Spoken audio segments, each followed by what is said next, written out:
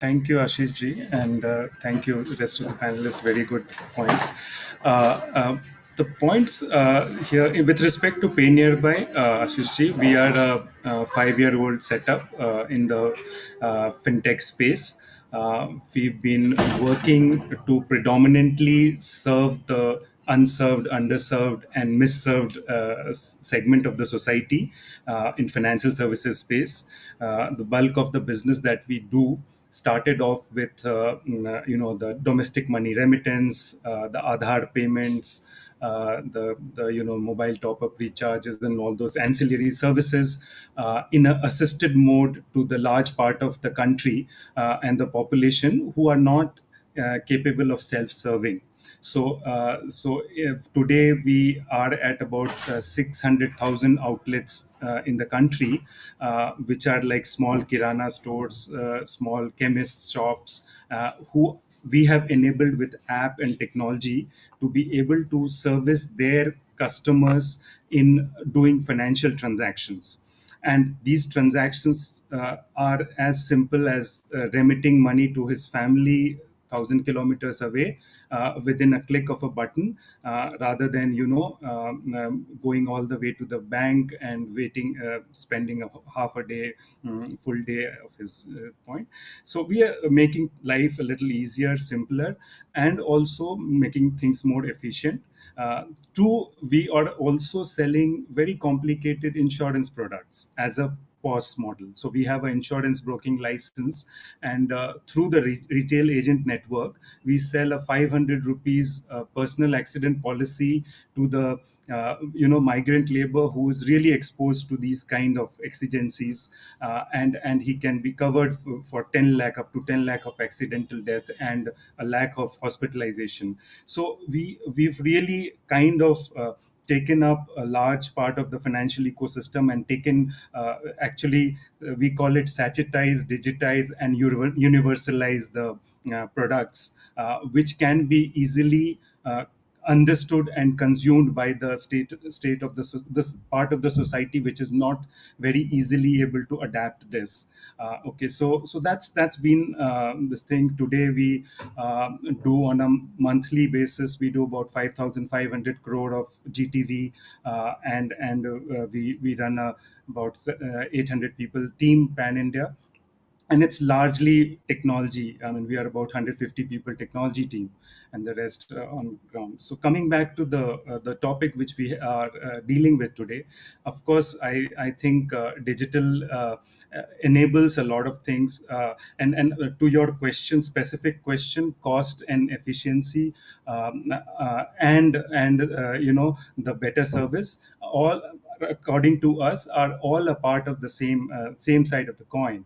Actually, if you save cost, you can provide better service, you can provide, you're able to put more capital towards the servicing and bring about uh, better penetration. So all that is certainly there. Coming back to what we are able to achieve with the digital services, as Alok was pointing out, the adoption of digital has become very, very, very, very fast now. It's really shaping up well. We are seeing. I mean, we what the method we followed about 2 months back. We tied up with a NBFC on a FLDG model, and we have in the last 6 weeks we've rolled out 109 loans to our retail outlets, retailers who are micro, actually, I would say, average ticket size of 60,000 rupees, and they've been able to enhance their business, with the capital available, and at a probably a more reasonable rate than what they would face if they're going directly to the market. So what I'm saying here is, with the digital advent of digital, we are able to do multiple things. One, the reach, the penetration, the capability for us to reach the deep rural, the tier 3 onwards, is very easy through the network that we have. And being an assisted mode, it's far easier for us to implement, get the end customers on the platform as well. The second is the amount of data that we collect the surrogate data, we call it, related to his personal stuff and also related to his business or work, is phenomenal, and that adds a lot of value for us to be able to generate credit scores, be able to see through what is the credit worthiness of the person without going to the, because large number of these people also don't have real credit footprint. Many of them would be taking loan for the first time or would not be registered under the civil, and so on and so forth. And even if you have a score, as the gentleman earlier was saying, it doesn't talk so much about you. So we are able to capture so much of data and analyze that in the right manner, that we are able to allow the lenders or ourselves as a partner do better credit and be able to facilitate the credit to the right set of people at the right price and in the as fast as we can. So that's, of course, is a journey, and we are improving every day, I would say. We've partnered with few NBFCs. In fact, SIDBI also, we are in talks for partnering and doing some work with them. This is really a journey which I would say is been very and I think it's a long way to go for us. Digital is the way to go for improving penetration.